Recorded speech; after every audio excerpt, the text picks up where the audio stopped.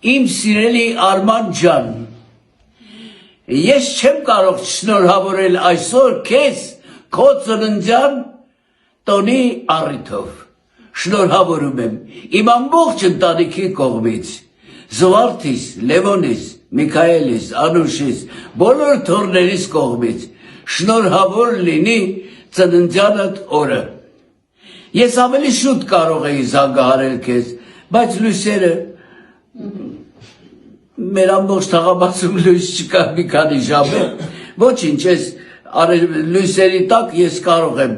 իմ խոսքը ասել, իմ սրտում լույս է, ամենակարևորը դա, որովհետև այսօր ծնվել է իմ սիրելի Արմանը։